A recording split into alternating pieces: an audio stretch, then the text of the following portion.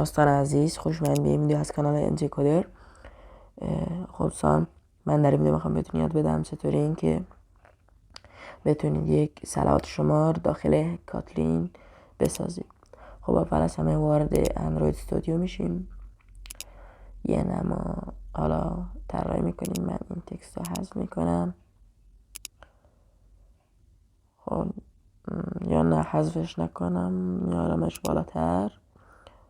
اینجا اینو یه آیدی بهش میدم. خب آیدی txt مثلا داد txt c داد. خب حالا اینو تنظیمش میکنم.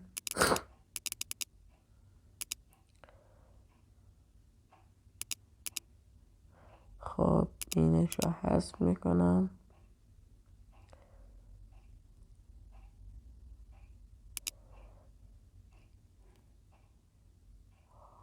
خب تکست سایزش رو کم میبرم بالاتر تا خوب دیده شه. حالا هم مثلا 40 دی پی بهش میدیم. خب اینجا میایم خط میایم پایین تر، تکست استایل رو هم تغییر میدیم، بولد. خب حالا هم اینجا این تکستمون به خوبی ساخته شد. حالا یه باتن میکشیم میذاریم اینجا.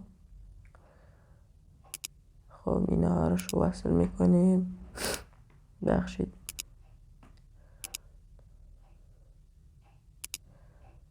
خب حالا اینه کم میاریم پایین تر، حالا بهتر شد. خب حالا این باتنش رو میذاریم مثلا کانت، یعنی مثلا بشمار. خب حالا دیگه میایم اینو آیدیشو عوض میکنیم.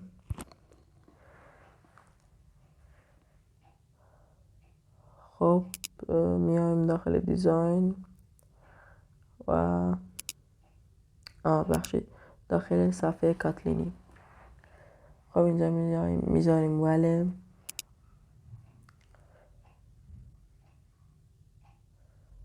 start، چرا رفت بالا؟ ولی start مساویه با find view by id.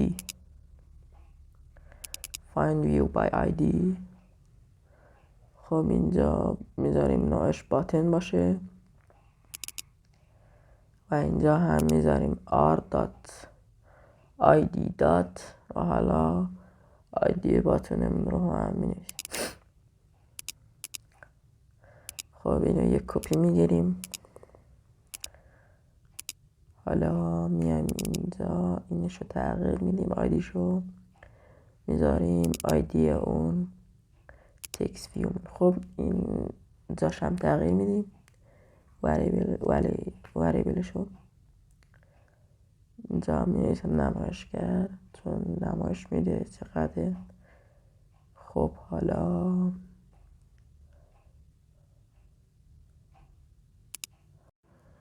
خب دوستان، این هم از این. حالا این هم نوعش رو تغییر میدیم به تکست ویو. خب اینجا ما این تکست ویومون اینجا تون تکست ویو بود، با اینجا رو تبدیل به تکست ویو کنیم. هم که کپی کردیم باتن بود، باید تبدیل به تکست ویوش کنیم. خب حالا اینجا میایم پایین تر می نویسیم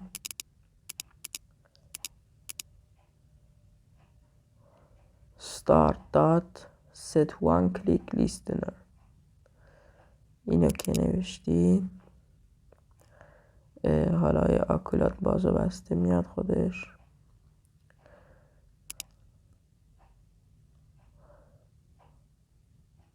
خب قبل از اونم نویسیم وره times مساوی با where times مساوی با 0. خب اینم که نوشتیم، میایم اینجا چند خط میایم پایین، می نویسیم اینو به استارت بی تغییر دادیم که به مشکل نخوریم. استارت باتون همون. خب اینجا تایمز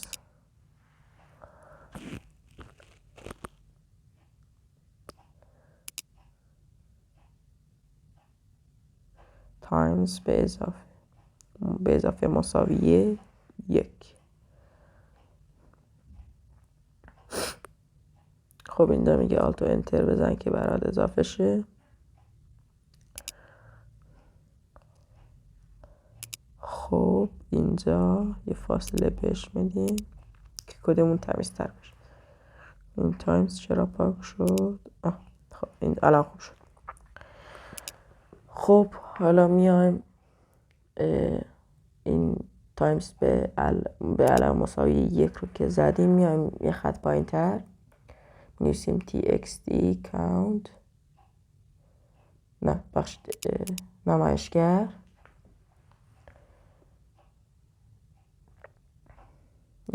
دات تکست دات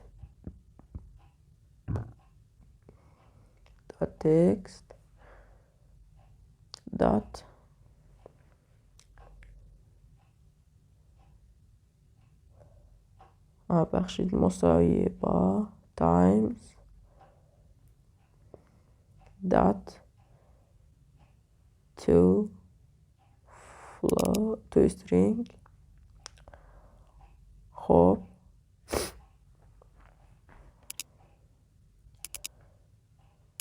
اینجا شبیه سازمونم رام میکنیم. خب دوستان، حالا که اینو طراحی کردیم، اینجا کارمون تقریبا داره تموم میشه. خب ما اینو به 19 تغییر میدیم. نه ما 20 هم میشه. ما اینو به 20 تغییر میدیم چون API شبیه سازمون 20 یا 21 فکر کنم و این روی 24 بود، نمیشد، خانه اینو داشت. خب صبر میکنیم تا ران بشه. خب روی شبیه ساز ما اجرا شد. حالا یک کم صبر میکنیم تا شبیه سازمون رو باز کنیم. خب شبیه سازمون اینجاست. اینجا اپلیکیشنی که بهش داده بودیم و میاره. خب داره باز میشه.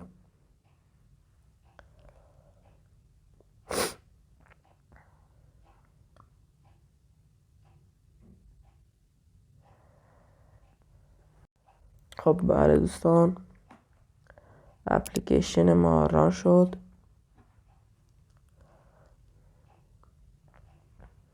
باز شد دیگه.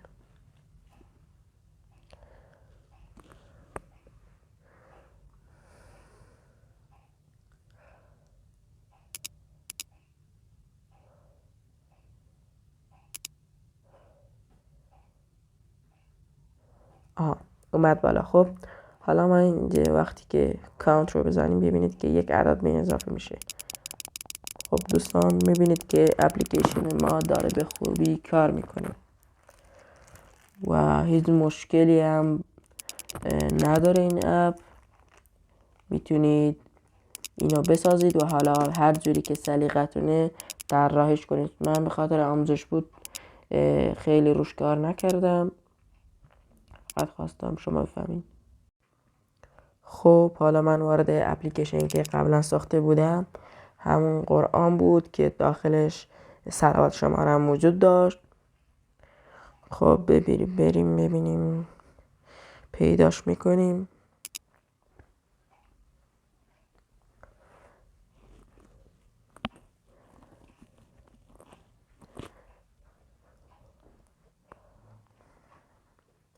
خب باید یکم صبر کنیم تا باز بشه.